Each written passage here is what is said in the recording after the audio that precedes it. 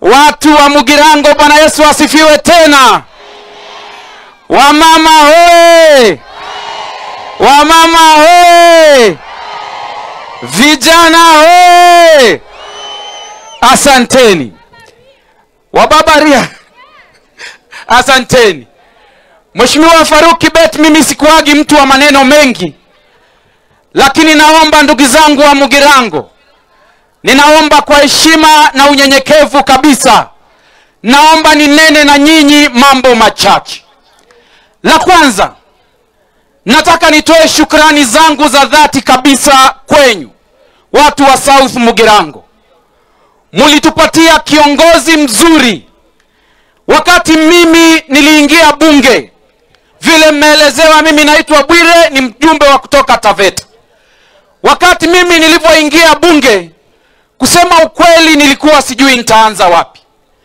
Nikamfuata huyu Silvana Sosoro, nikamwambia, ndugu yangu, uliwezaje kutembea ukafika pale mahali umefika?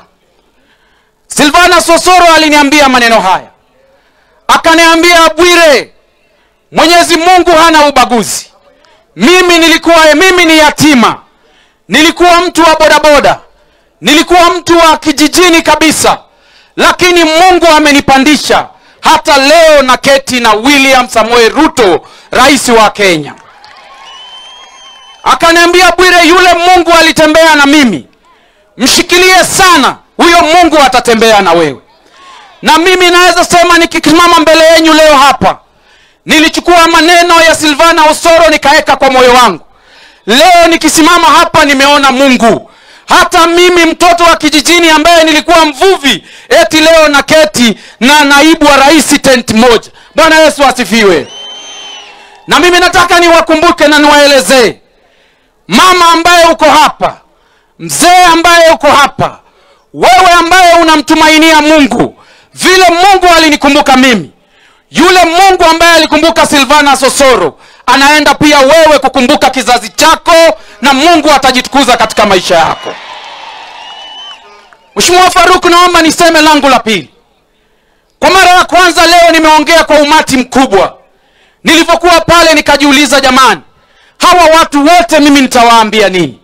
Nikamuomba Mungu neno moja.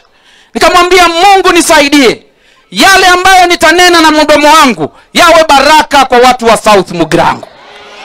Na mimi naomba niseme mambo matatu peke yake, ndugu zangu. Cha kwanza, niwashukuru sana viongozi ambao wamekuja kusimama na watu wa South Mugirango. Biblia inasema katika kitabu cha Mithali 19:17 kwamba ukimsaidia maskini, ukimsaidia yule wa chini, umemkopesha Mwenyezi Mungu na Mungu atakulipa. Leo mimi sijakuja kwa siasa. Leo nimekuja kumkopesha Mwenyezi Mungu kwa kusaidia bodaboda wa chini, kwa kusaidia mjane, kwa kusaidia yatima, na mimi najua Mwenyezi Mungu pia mimi atanikumbuka. La pili, ndugu zangu, mimi nilikuwa kwa kamati ya bunge ambayo inaitwa Public Petition. Nilitembea hii Kisii kwa sababu kulikuwa kuna wale waathiriwa wa post election violence ya mwaka 2017.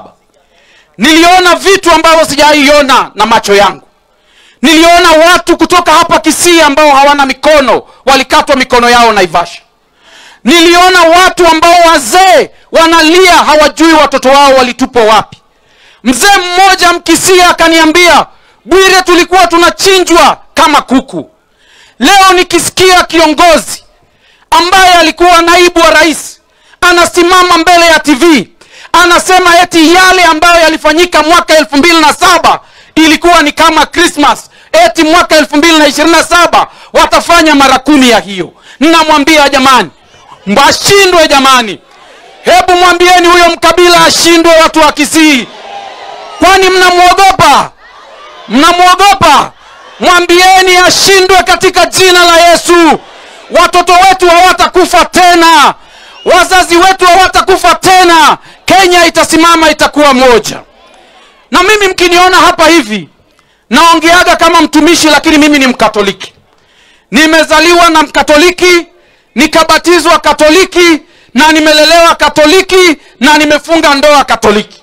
Mimi nataka nimwambie bishops wetu, mabishops wa Katoliki, wakati SHA ilikuwa haifanyi walitoka wakatuambia kwamba SHA haifanyi.